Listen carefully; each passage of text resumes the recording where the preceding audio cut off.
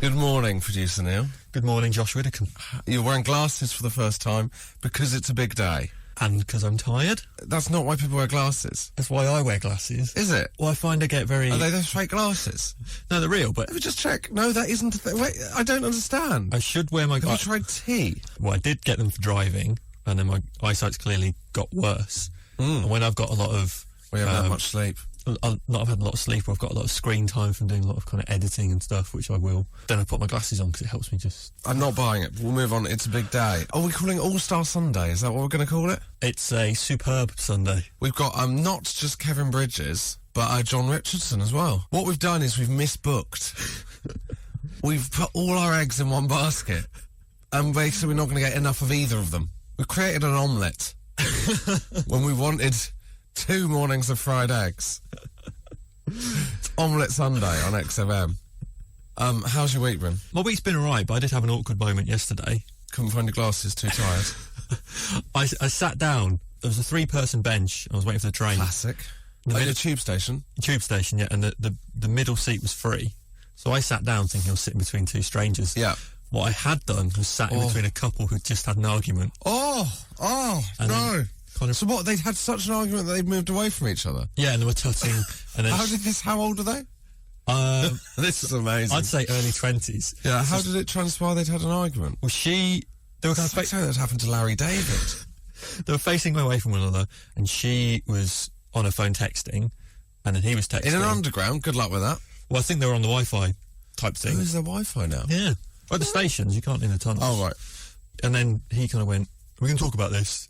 I looked up like, what? No. What? Looked up my Kindle, what? What's going on? And then she turned around and went, not until you apologise. And then I realised what had happened. So what had they reacted to you sitting down?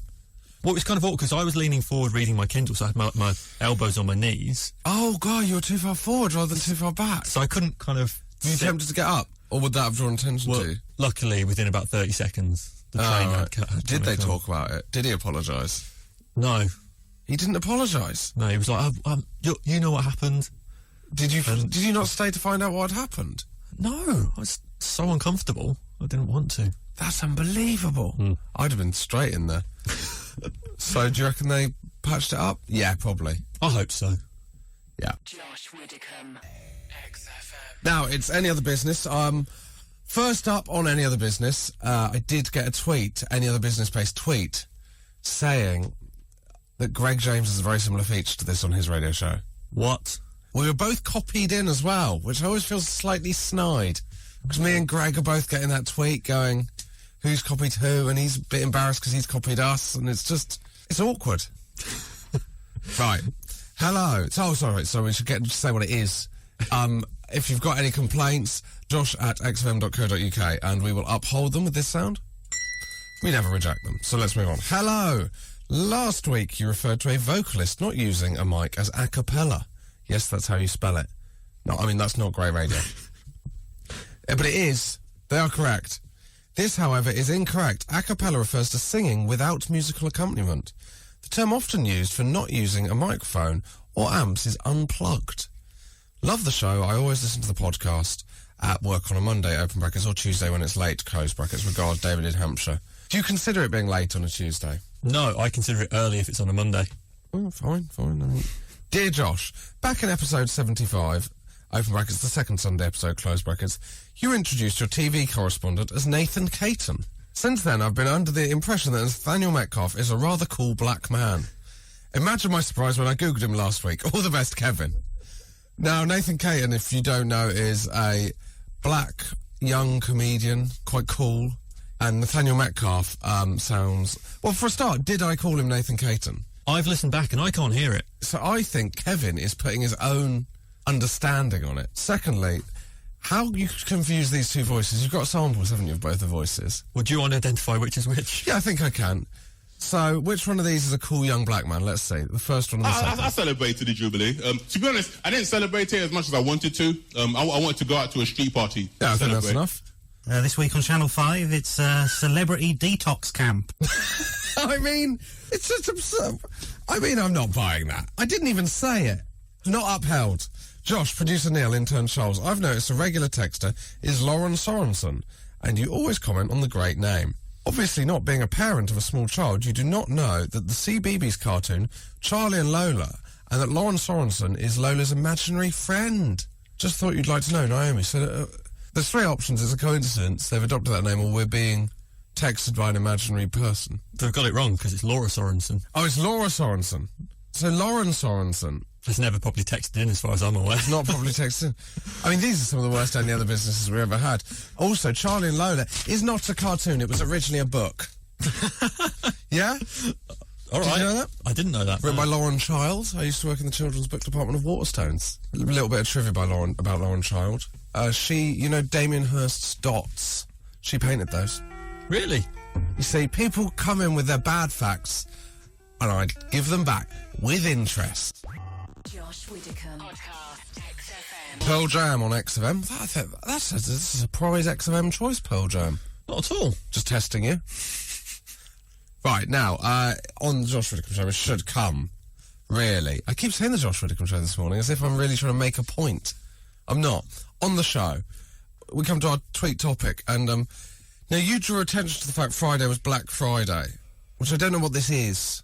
How can you not know what it is? I don't really understand what it... Why, this is a new thing. People claim, every year. This is not a thing that's happened. Well, I think it's not a new thing, but it's reached tipping point this year. What is it? Essentially, it's a day where all seeming retailers or anyone who sells anything just gives massive codes. Right. And discounts and stuff like that. So you've had... It's never Black Friday for Nathaniel Metcalf. I can tell you that for free. So kind of people have been getting into fights over flat screen TVs in Tesco's. There's been videos on Facebook and stuff. It's just crazy. It's gone absolutely crazy. I'm going to throw this out there. This is the sort of thing people talk about on the radio that isn't really happening. Oh, I'll show you Facebook videos. Yeah, come on. Facebook videos, that's not evidence. It is. There's no one out there. It's like 28 days later. Because it's Sunday. Oh, yeah, that's true. In Manchester, apparently the police got called out to 7 different incidents during Black Friday. So, yeah. So what topic do you want to do? Have you ever got in a fight over a flat screen TV? I thought that would work. No? Yeah. So we'll throw that out there. See if anyone bites. See you at 1 p.m. No, I just thought, because it's that time of year when there's more Christmas parties happening as well, people are thinking, it's been payday. They've gone home, bit drunk, gone Black Friday, discounts, payday. What have I mistakenly bought online? Oh, yeah, that's good. I had a friend at university. This wasn't a drunken thing, this was just absurd. Have I told you this? That's as I start every anecdote. He mistakenly bought £100 worth of Tintin merchandise. I shouldn't have had tea just then.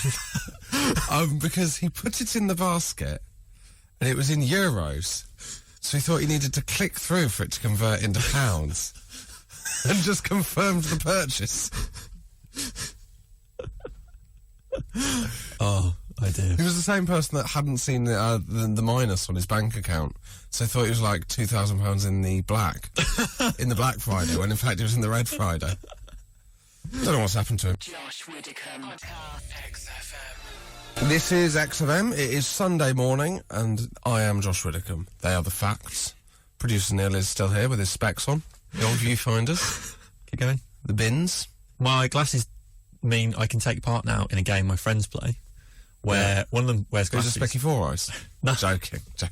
Well, no, it's called Connect 4 Eyes. Oh, yes. So if you're on public transport and there's 3 people with glasses, you can try and stand on the ends of them until you connect 4 eyes.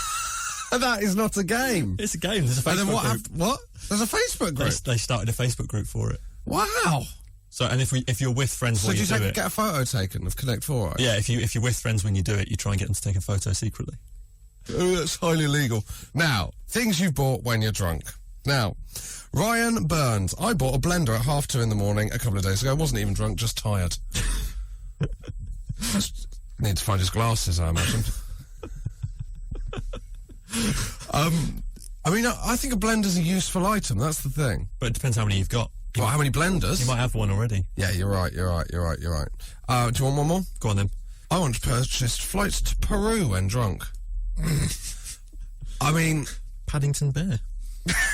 He did. I think he came by boat. Oh, okay, fair enough. Or train. Did he come by train? Because he ended up at Paddington. I don't know. AOB next week. How did Paddington get to England? Not in the film, in the book. That's the rules we play by. Who's that from, then? Bertie H. Josh Widdicombe. XFM. Now joined by Jon Richardson. Hello there. Hello. Hello. How are you? I'm very well. How are you? Good. It's politeness, isn't it? Some people don't go in with that. Oh, do they really? That would have been tense, though, surely. If I'd have just gone, yep, fine. Some people see it as a one-way street. Yeah, I believe we've dealt with all the admin here. Neil drew attention to your last tweet to me. Oh, yeah? So here's the deal. If everyone buys my DVD when it comes out on Monday, I won't prostitute myself on TV and radio show going this month. Yeah, well, this doesn't count. I was popping in here anyway, Oh, wasn't yeah, I? of course. For a chin wag. Yeah, well, it's that time, isn't it? And It there's is. It's that time when the quality of our guests goes through the roof. August, it's a tough one, but Yeah, I used to find that. It's good, but I just think if anyone sees you on two things, that's too much. Like, right. once is like, oh, that was fun because he was on that thing, but then twice is like, how come you were on this and Songs of Praise? Why are you suddenly everywhere? Have you done how far through your junket? My prostitution. Your prostitution. We're sort of at the beginning, really. The DVD's out on Monday, so Okay. So tomorrow. yeah, we're in a sort of coquettish phase at the moment, where I'm sort of looking down the lens and just raising an eyebrow, and then from Monday it's full on. I will do anything. I will do it. Yeah. Yeah, 20 quid buys you the lot. So what have you? What Ike's loose women? No, well, we had a. This is very detailed now, isn't it? We had a debate which was loose women or Sunday brunch.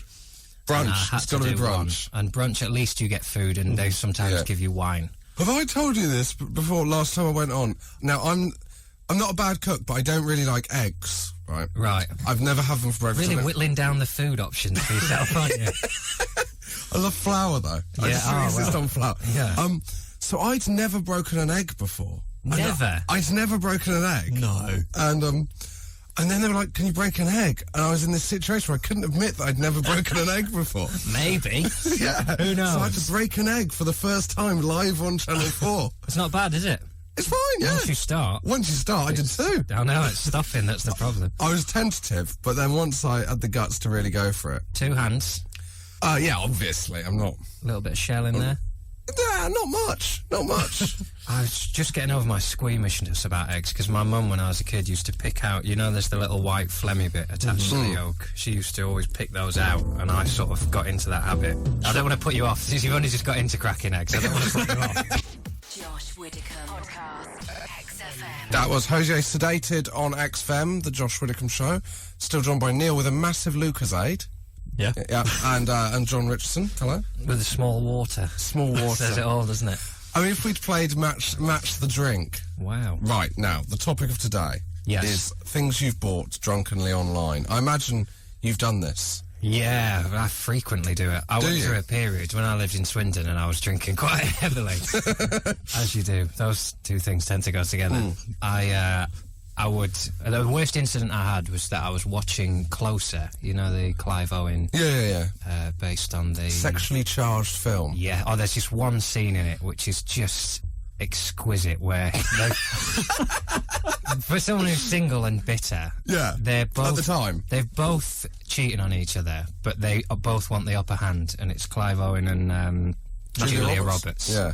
And he's goading her because she's got the moral high ground, and you can tell he's desperate, and then she eventually loses it, and he says something horrific. And it's like, you can hear it, it's like a popping sound. It's such a pure moment of hatred. That I was watching it, I got really excited. I was like, I'm going to buy this on DVD. So I bought it, and then realised I was already watching it on DVD. I just got so excited. So Well, you already had it on DVD? I was watching, at some point earlier in the evening, had put the DVD on, and then just forgot, and just ordered it to have again. I went into a it's quite telling when you go into a charity shop and see the DVDs. Do you check for your own? No, mate. That's what I go in for. Do you? Yeah, Have you ever found one? no, I found my book. Have you? Yeah, well, it's great as well, because sometimes I don't need to check, because people tweet me pictures of my book in the little bin for £1 and in charity shops. It's nice people keep you. It's like having kids. I've let them go, and then now every now and again I find out what they're up to. Oh, Bernardo's. Well done. That's well read, that one. I saw, well, if it's been read, that's I the know, least, but if someone's it enjoyed looks that. pristine. The first 7 pages are really well commented, and the rest of it seems to be pristine. It's because they've been going back going, is this really it? Yeah. I was in charity shop the other day, they had 3 copies of Along Came Polly. Yeah, more Chiba Fragments of Freedom is the album I find most in charity shops. And the Corner Shop album that's got Brimful of Asher on, and people have gone, oh, more of this. Oh, it's nothing like Brimful of Asher. Yeah. But I was glad when you said the Corner Shop album that's got, and I thought, well, there's only really one song that could be on that album. now, we will come to the audiences, the listeners. Friends? Friends. Yeah. We've got some tweets in from friends, and we will come to them. Josh Widdicombe, XFM. Jungle busy earning there on XFM. We now come to Call My Josh, which I think is a pun. John, last week it was disputed by Birthday Girls that it wasn't a pun. Yeah. This week Jon Richardson's already... But it needs to sound like something that Bluff. already exists, doesn't it? Bluff! Yeah, but you've just changed the word there. It doesn't rhyme or anything. It does! You can't just say, like, this is a version of Supermarket Sweep, but it's called Supermarket Egg, where you can only get eggs. Good idea for a feature, actually. We might bring that. We've got that one in the bag, Neil. Supermarket Egg. Now, each week, I give you 5 descriptions of something from a topic. Are they real or are they fake? God, I don't want it to be something where people are going to hate me for not knowing about it.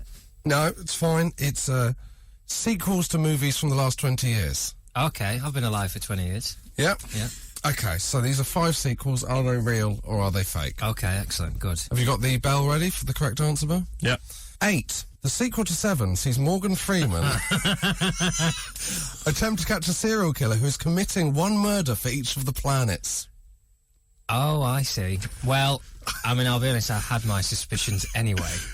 But I think if they'd made it just after they made 7, then they would have still thought there was 9, because Pluto was only downgraded in the last 10 years, I think.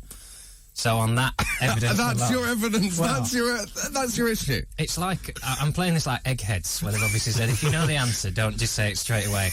When you said 8 and then you laughed, I sort of already knew what I was going to say. But Sorry, I was just pleased with my work. I know, you can tell the work of a writer who's amazed at how funny it is. All right, That's fine. not true, that one. I don't think. Correct. Titanic 2. 100 years after the sinking of the Titanic, a new, similar-looking luxury cruise liner named Titanic 2 is christened. During the Atlantic crossing, an even more huge chunk of ice collapses into the water, creating a tsunami. Wow. I can... this one's difficult, because I can sort of... You can imagine Titanic 2. I can imagine that, yeah, and I think there has been talk of it. There was talk of another film about an unsinkable ship, but I don't think they'd have called it Titanic 2. So I'm going to say that is also false. Incorrect! Badgers. Marley and Me, the puppy years. With Jennifer Aniston and Owen Wilson off on location, the dogs can now talk to each other. Oh, now there's a lot going on in my head here. I'll talk you through all of it. Okay, yeah. Please do. Marley and Me 2, the puppy is perfectly valid as a title. Yeah. My issue with the sequel to Marley and Me is that surely there would be no demand for it from the public. I'm not arguing that maybe they had a script, but who cares? Okay, I'm going to say that that is true. Correct. Wow, 2 what out a of 3. horrific world. It took Braveheart. me 4 years to get my documentary commissioned, and there's Marley and Me 2, the puppy years. My goodness. And then you had to do it with Matt Ford as well. I know, yeah, not my idea. Sadly, Jennifer Aniston was on holiday. Braveheart 2, Scott in the City. Cash-in TV movie stars John Hannah as William Wallace reincarnated in modern-day New York. How will he find freedom in the hustle and bustle of Manhattan? Oh, I mean, I was in a cab the other day and we drove past John Hannah's house. So let me just say that that's false, but I know where he lives and we can go and ask him if he wants to do that. It is correct. Right. The Seventh Sense. Haley Joel Osment can now not just see dead people, but also people that have never lived. Oh, that's very interesting. I mean, it's obviously not true. No? Oh, no, don't do this to me. People who've never lived, but what would... I mean, they don't exist, though. I can't believe how seriously I'm taking this. How many have I got? 3 out of 4? Yeah. So this is for 4 out of 5. 4 out of 5, very respectable I'm score. already not finishing bottom, so that'll do me as a Leeds fan. You'll be playoffs with this. Oh, if really? you get this, you'd be playoffs. I get invited for the end of season finale. Yeah, at Wembley. Call my Josh at Wembley. That is Showpiece event. not true. Correct. Very good. 4 out of 5. Thanks. Very good. And what I liked is you took it seriously. Yeah, which one did I get wrong? Titanic 2? Yeah. Ah, it's a shame. That's Yeah. a shame, that. I'll go back and listen to the tape tomorrow and make some changes to my game and come back stronger. You can order it on DVD twice. Yeah. Josh Widdicombe. That was new music from Ed Harcourt on XFM. Now, we are talking about things you bought drunk. I actually haven't said that. I once, when I was drunk at Glastonbury, and I was cold, and I bought a jumper, but I was so drunk that I think when he gave me the jumper, he gave me a different jumper. And I woke up in the morning, and I had a completely different jumper to the one I'd bought. Well, I'm not going to blame the retailer. You're not going to blame the I'm going to say retailer? that there are several different things that might have happened, and none of them involve him giving you the wrong jumper. No, that's not true. Although, if you were some sort of shyster retailer, Glastonbury would be the place to go to get away with diddling people out of their money. Diddling people out their good jumpers. Now, Graham Smith. Let's have Graham Smith's. When I was drunk, I bought an unrealistically optimistic quantity of condoms, a similarly large quantity of fudge, and 4 phone cases. I have. I've done something similar. Have you? Yeah, I've bulk bought. Have you? Yeah. Have you bulk bought sheaths? Yes, because of the shame of buying them live. I thought I'll just get this done now once and for all. What, in a supermarket? I ended up putting them in the bin. Oh, when was this? What's happened here? Well, I moved house. Yeah. And I moved in with my girlfriend. Yeah. And I unpacked them, and I just thought, I don't want her to know that this happened. Although at some point in the last few months I thought, but I don't mind any amount of listeners finding out that this happened. But yeah, you know. How many had you bought? 60. 60? I think so, yeah. I think they were And where did you buy them? some online. Oh, online. You Johnny's.com. didn't go into Boots. I believe the website was called British Condoms because I demand local produce. Oh, it's good to keep the money in our economy. Fair trade British condoms. Yeah. Yeah. Josh Widdicombe. That was Feeder just today. Nostalgic for you there, Nim? Loved it. Did you? Yeah. I never knew whether Feeder were a Christian band. Because they used to put the little fish on the back of their CDs. Did they? Yeah. I'm not judging either way. I haven't Maybe got they're any supporting sustainable fishing. That's probably what they were in favour of. Yeah. All the Spanish fishermen used to hate Feeder. Yeah.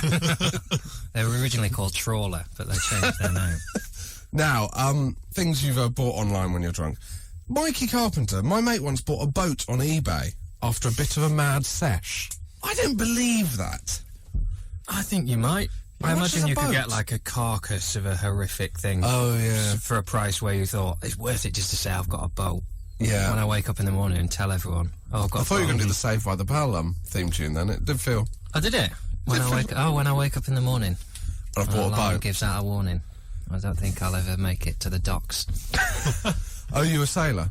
Am I a sailor? Do you like... I don't like... Well, I mean, if this PR train that I'm on gets any lower than that as a question, maybe I should have taken loose women. I don't think Sherry Hewson would have sprung that on me. Sorry, I was Johnny, so... you a sailor? I was so confused by the phone going off. Well, Denise. Do you know, I got a text, I'd had it on silent, I thought it'd be fine, it won't disturb me. It goes off, I asked someone if they're a sailor. No, what a reflex. That's my sailor alarm. No. Was that someone texting to say, That was you just ask John if he is a sailor? That was Mark Olver, actually. Oh, was it? Well, I saw him yesterday. He's been a naughty boy. Has he? Yeah, he's done something and he hasn't told me about it. What? And he's not told me about it because I didn't tell him about something, and now he's sulking. What's he done?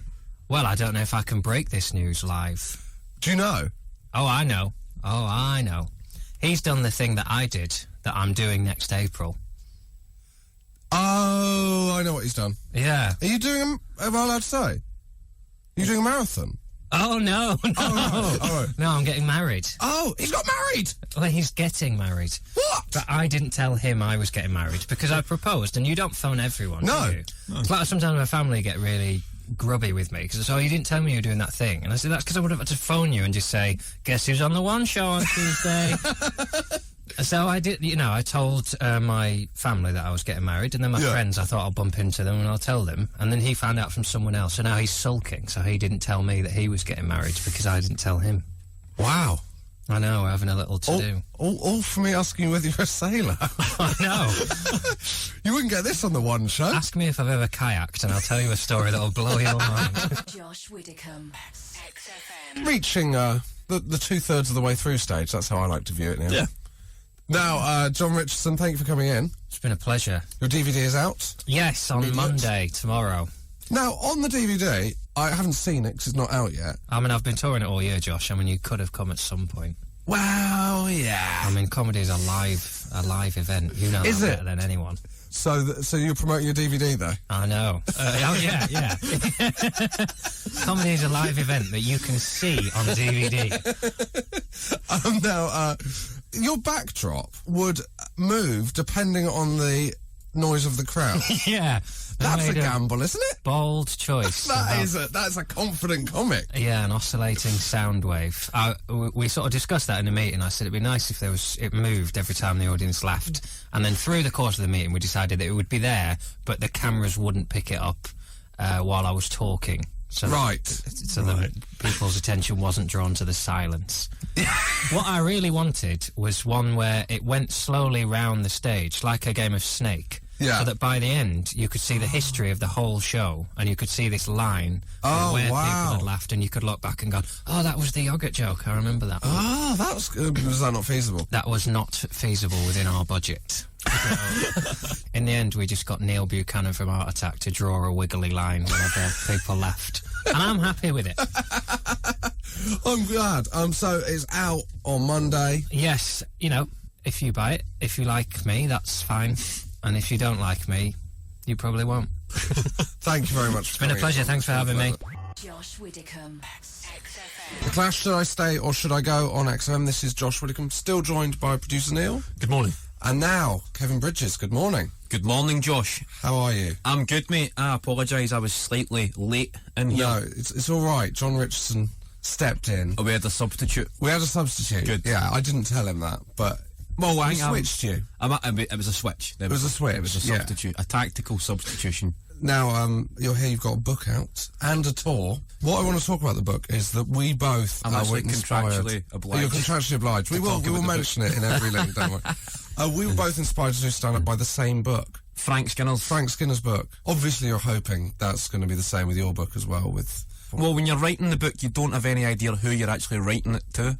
With stand-up, you're writing it to a room of people that want to laugh. But a book, you're going, right, I don't know who's reading this. So there is that bit of you going, maybe you're speaking to your younger self. I was 16 when I picked up Frank Skinner's book, so maybe there was times through it you're going, don't put all these doubts on yourself, don't overthink it, just go.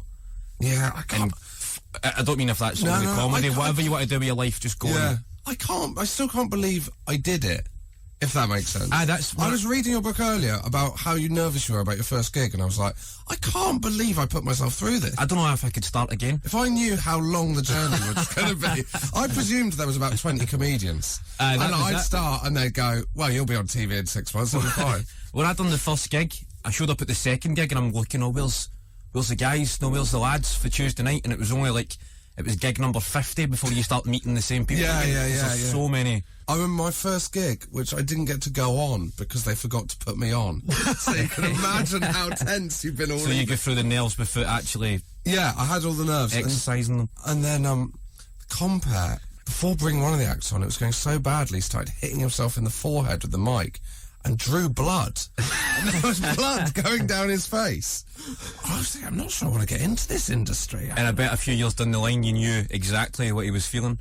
Yeah, I've been like that. We've all been there. I've never followed through with that, but I've gone, this would be a great moment just to start bashing my face with a mic. I've had that numerous gigs, but I found that writing about the tougher gigs much easier than writing. Yeah. Then I walked on stage, everybody laughed, everybody clapped. No one wants to hear that. Nah, you don't want to write about it because you're a professional. That's to be That's expected. the first thing anyone ever asks you is, how is it when it goes really badly wrong? Dying is. It's hard to explain. My body language now, even talking about it, my body language is closed up, and I'm just like, I don't even want to think about this. And it's like I was speaking to a mate of mine, Alex Arthur. He's a boxer, Right. former champ and stuff like that, and we're talking about boxing. And he was asking me what it's like to die. And I'm for a boxer to be asking you about how bad that. Imagine getting knocked out in front of 50,000 people in a stadium. But he was more interested in the similarities, because it is once that you can sit and you can prepare and you can write gags. But once, please welcome Josh Widdicombe. Please welcome Kevin Bridges. It's entirely on you. You never get Psychologically, it can be worse. It can be far more. You feel your mouth drying up. You sweat getting down your back. You can't believe that you just start sweating. You start saying even unfunnier things to make it worse. Yeah. And also your material, suddenly you're going, there's no jokes here. This is just a boring man talking. That's it. I'd done it in New York before, 4 years ago. I was on holiday. I was starting to take off in the UK, and I thought I'll go and try. I wasn't trying to crack. I'll break America. Aye, exactly. It was an open mic. It was one of the gigs you walk into and just go, this is a tough gig anywhere. Yeah. And then the added factor, I've got my accent and material references and stuff. Yeah. And I've done a routine about toasties, getting a joke I used to do about getting the free toastie at the Christian Rock Festival. Oh, right, yeah. They get nothing at all. And it became like a workshop. The guy in the front row was going, hey, what's a toastie? And I'm going, well, it's what a sandwich, ubiquitous cheese would be a filling, whatever else you fancy, toast it. And he goes, oh, a panini. And I'm going, well, no, that would be a panini. And then it just became an argument with this guy. And I'm going, why am I still on this stage? The light was flashing, and you're still trying to get, no, but toasty panini. And it's like, okay, give it up for the Scottish guy. Josh Widdicombe. XFM. The thing we've been talking about today, things you've bought online when you're drunk. Have you done this? Not actually tangible goods. Not tangible goods. I've booked flights. That you'd planned to book anyway, or that you... It was just me and a bunch of my mates, and we were talking about just going travelling. We just realised that we had a few days off coming up, and the final mate who needed convinced, he went, alright, I'll just phone in sick. And we went online, EasyJet, and just found the next flight that was leaving Glasgow. It was like Fuerteventura, somewhere like that. I don't know, it was one of these resorts anyway. And before we agreed, right, it was like 4 a.m, the flight was leaving at like 7:45, so oh my God. We phoned a taxi. That's a really exciting thing to do. Well, to do presumes it was done. Right. We got a taxi to my first mate's house. He had to get his passport, throw a few Canada, some spare pants and a bag, and then he never come back for his flat. He got in and fell asleep. And that seemed like a great idea. And then we had to tell the taxi driver we've lost him. Next guy done the same thing. And then we realised there was a theme happening, so we just all bailed into this. The second guy's flat, paid the taxi, and he just ended up back in his house. So, Fuerteventura. But that was a holiday. We'd booked the flights, and the next morning we had to phone up EasyJet. Well, you don't actually get through to any human being, just email when they gave us credit, so we get vouchers that I don't think anybody ever used. So, no, I never actually bought any goods, but we wasted money. We planned that I've wasted money on. We're better just gambling online than what we done, but it could have been great. So what did you do with your 4 days instead? Just hang out in Glasgow? I think everybody went to work and just it became a story. Remember that night we were going to go to Fuerteventura for 4 nights as well. We're going to discover the world for 4 nights. Had you booked your hotel? No, we never got that far. Right. We figured we could have got that done when we got there, but that was it. No, I should have had a better story for something to buy online. What have we got? You are obviously a massive football fan. You go to a lot of foreign football matches as well, don't you? Yes. Yeah. It's always been a dream of mine, and then once the comedy, when it starts going alright, and then you get a bit of spare time. So you're a big Barcelona fan, aren't you? Well, I'm a Celtic fan, but I've always enjoyed Barcelona. I love the city, and I used to watch them a lot in Sky Sports growing up. The original Ronaldo. People who call Ronaldo Fat Ronaldo, that needs to be stopped. Do you think? Well, he wasn't fat. It's the same as Frank Lampard. People accuse Frank Lampard of being fat, and then you see him in the flesh. Yeah, not compared to the normal person. It's disrespect. There's Ronaldo and there's Cristiano Ronaldo. Yep. That's how you distinguish between the Ronaldos. I went to Barcelona last year. I didn't know that you couldn't drink in the ground. Well, we were over there and we get pretty steaming during the day, me and a few of my pals, and then we get the metro up to the stadium, and they were selling this non-alcoholic beer on the way to the game. So we were just drinking it, presuming it's beer. But the state we were in, then a couple of the Catalans or Spanish, whatever, they started to notice, like, that's non-alcoholic beer the guys are drinking, but look at the state they're in. Like, and they were obviously not knowing that we'd been drinking since 6 in the morning in Glasgow airport, but these guys can't handle 0.1%. They're just falling about the tram and just Josh Widdicombe, XFM. Ray Morris, Under the Shadows, Josh Widdicombe on XFM. We were talking with Kevin Bridges.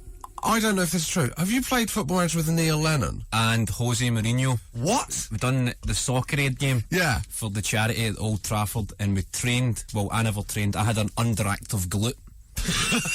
Right. It was Fulham's training facilities we used. Yeah. And I played in a charity game the week before at the Kilkenny Comedy Festival, and that's nowhere near the stand. That's, that's actual comedians against comedians. And I went to run, and you forget you just sit on trains the whole time in this job or on flights. And I felt something, a noise in my hamstring, and that was it. So I had to say to the Fulham physio, it's really sore in here, and they'd done a few tests. They did a sort of scan, and it shows you all the tightness on the back of your legs, so it's your hamstring. And also, I've got a tight bum hole according to this scan. According to Fulham's Is there anything physio, you can do about that? well, I think you can relax a bit and loosen up. So, so no, they said that you've got a lot of tightness in this right hamstring, and it's an underactive glute. Right. So everybody else is going out to train under Mourinho, and he's standing there with all his pads and taking it serious. I heard him saying, like, it's a charity game, we're here for a good time, but if you can win, you don't want to lose. It was like the first minute he said something you would get tattooed up your arm. Just, what a presence. Like a no fear poster. Something you'd put You're on. not living life on the edge, you're not living it properly. That's it. So we travelled up from London to Manchester on the day of the game, and the way it was sat on the bus, I ended up beside him, and I got my iPad out. We're talking football. It became like a Q&A. No, you're just you're waiting. He was going, asking you for all he your was going, advice. so how did you get started? Do you ever have any bad gigs? How do you deal with heckles, kid? I'm going, Jose, mate, come on, let me relax here. Try to play Football Manager, and he grabbed it off me, and I'm going, I need my space, mate. No, what happened was I was showing him the game. The conversation goes on for ages. He became just a normal, cool guy. Nice guy? Funny, really funny guy. Yeah. Really, really funny. And I was showing him my iPad. I was Workington AFC, Blue Square North team, who I took in season. I actually completed it. I completed Football Manager. How do you complete Football Manager? You just keep playing it until that's it. It comes up at the end. After a successful career in football management, Bridges retired to a mansion by the beach. That's what it said. That was I was hoping for maybe getting a turn on the after dinner or something. I retired to the beach. So I was showing him the team, and they built a statue of me in Workington. Oh, and yeah. I was showing him my tactics. I like to go like 3 at the back. 3-5-2 is the Football Manager tradition. And I was like, I like to keep them pressing. Then he's asking me, are the players fit if they're constantly pressing? I'm going, Jose, built a statue of me, mate. No, how many? Have you got a statue of you, How mate? many Champions Leagues you won? And I was just laughing. He was impressed with my. So did he give you any tips? You don't need tips once I've built a statue of you, Josh. Once it's 2034. You don't need to listen to Jose Mourinho. Nah, he's do you? yesterday's man. It's quite a post-apocalyptic thing, completing Football Manager, because you're the only real person left. Yeah. Like, all the players have long gone, and it's just they start coming back Yeah. as like hybrids. Steve Van Nistelrooy and all these guys. It was good though. Lovely guy, Jose. And then it took me off after 6 minutes. No, you're coming on off the bench, like sitting watching the game, and because you watch so much football on TV, it's suddenly it was like being inside the telly. Yeah. Like Mourinho calls you, and he goes, right, you go on there and just run for me, chase the ball. And I was like, whatever, mate. I'm just like, I can't believe you're talking to me. Right? You started giving me instructions, and I'm just going, Jose Mourinho. So was he take it really seriously? Oh, he was into it. Did you touch the ball? Once Clarence Seedorf passed it to me. Oh my But I was unsure what was going on.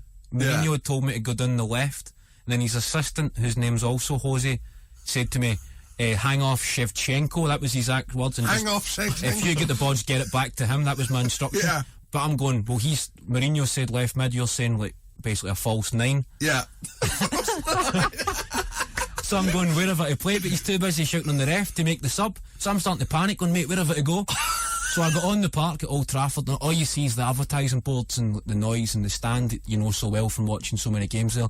Gordon Ramsay shouting at you, and it's just, I was going to, the rest of the world who I was playing for scored as soon as I was on the park. I was not involved in the move, other than my presence gave them that lift.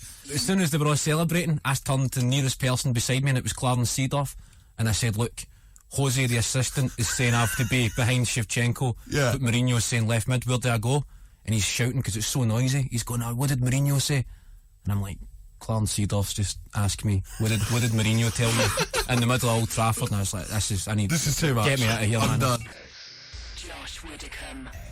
XFM. Radiohead Creep on XFM. Josh Widdicombe, still joined by producer Neil. Good morning. And Kevin Bridges. What a tune. What a tune. Creep. It's a great one to sing in a karaoke. Is it? What's your karaoke song? Creep by Radiohead. Is it? That's going to bring the party down. Because I just sing in my own voice. I can't imagine you singing. I'm a creep.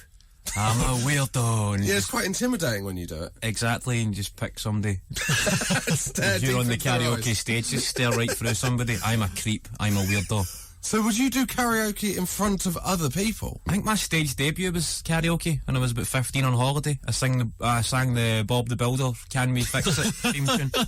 I still remember the verses. Do you? Scoop, Muck and Dizzy, Rolly too, Lofty and Wendy join the crew.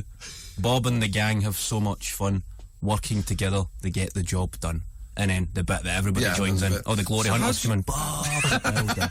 Then I was going, can we fix it? But then holding the microphone to the crowd. And they're going, yes, we can. So where was this? I think it was on holiday. And it was one of the last holidays I ever went to. Why do you know the lyrics? Because it was on the machine. Oh, right, so it was on the machine. And I remembered. And that one event is Scoop, I remember the whole Scoop, Muck and... See, people only know Bob. Yeah. He gets all the credit in that construction film. But it's Scoop, Muck, Dizzy, Rolly, Lofty and Wendy. Sam, Postman Pat. They just get overlooked, mate. Exactly. It's crime. Right. Tweets. Shall we?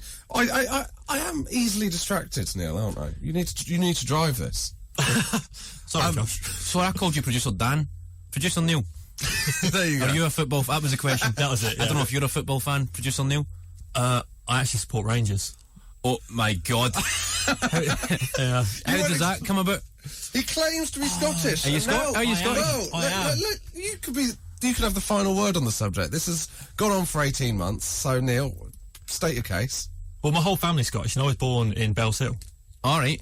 But I moved to Birmingham when I was about 5. Okay. Before you could speak, I'm guessing? Yeah, kind of, and I've just lost the accent. But when I speak to my folks, apparently I have a twinge that comes out. There's certain questions that we say. If you want to know somebody's age, we would say, what age are you? Another comedian, Dougie Dunlop, he does a great bit about Glaswegians always answer the question. They ask the question and then answer. So I'll be going, what time do you finish in here, Josh? About 1:30? Yeah. They give you an option. That's my parents do that. That's a very Glasgow thing to just give you the option. Like, so maybe you are Scottish after all. How you doing, Josh? Good? Are you gigging tonight? Aye. Well, you see, the problem there is I don't know what I means, so I don't know. Josh Widdicombe. XFM. Thank you so much for coming in. Sad. Is this us? This is it. I've enjoyed this. Yeah, it's fun, isn't it? It's good. Radio's cool, isn't it? It is. You can get away with murder, mate. It's amazing. Think so? And maybe on this station. Right. The book out now? The book is out now. We need to talk about Kevin Bridges. Yes. Yeah. And a lot of people are going, what can a 27-year-old write about? But I'm now 28. So I'm just putting that out there. That book is only going to get older and older. So whenever you feel I've reached the legal requirement to write a book, then I would encourage you to buy it. No, it will be available in paperback once some people feel that you're old enough. Who knows what age you'll be then. It's in Kindle. If you want to hear me... Have you done an audiobook? Yes. If you want to hear me reading the book to you, then you can download or buy or whatever. You can get the CDs. How long did that take? It took us about 2 weeks, and it was a pretty intense experience because you're sitting in a room much smaller than this with your headphones, the cans, reading your own life story in your own voice. And it's the funny stuff's easy because you're naturally like used to going for the laughs, but there's bits in it that are a bit more, I don't mean serious, there's nothing too brutal, but a bit more emotional, there's a bit more depth to my character revealed in there. It was a great experience. It's amazing. If we get through it, as we said, if somebody else is sitting there wondering what they want to do with their lives, then hopefully that taps in. Just go for it and see what happens. There we go. And you're on tour?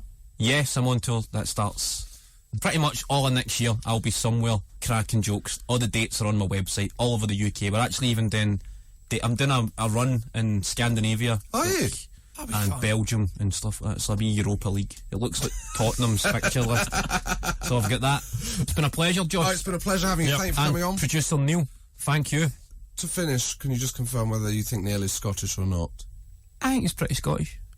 I'll take that. You'll take that. I'm always Bellshill. You knew the specific area rather than just say Uddingston. Paul McStay. I think is from there. Oh, he's Lark Hall. Growing up, I nearly got run over by Mark Haitley in his Ferrari Testarossa. Is that right? Yeah. Why are we just finishing up? I can't believe we've got to finish We're the show. getting to know each other on the back. In the book, if we go back to the book, there's a story about a time I met Henrik Larsson outside Celtic Park. Me and my mate Tony went up, and he was just leaving training, and everybody rushed over. And the only thing I had on me was my first bus all-day ticket to get me back from Celtic Park to Clydebank. And you know the way football players just they take one pen and just sign everybody's. It was a big black marker pen, and a bus ticket is quite narrow, as we know. And he put it on his jeans to lean, and the marker pen was too thick for the bus ticket, and he put a big massive black mark down his light blue jeans, and I felt mortified. And what Obviously. did he do? Well, he just looked at me, and I was like, oh, Henrik. And he went, it's okay, as if like he can afford. I would just be thinking what my mum would say if that was me. Like, I just went to D2 and paid 20 quid for these, but I'm sure he was cool about the jeans. So I've still got the first bus all-day ticket signed. Thank you Anyway, very much, it's Kevin. been a pleasure, Josh, and producer Neil, thanks for having me on. Josh Widdicombe.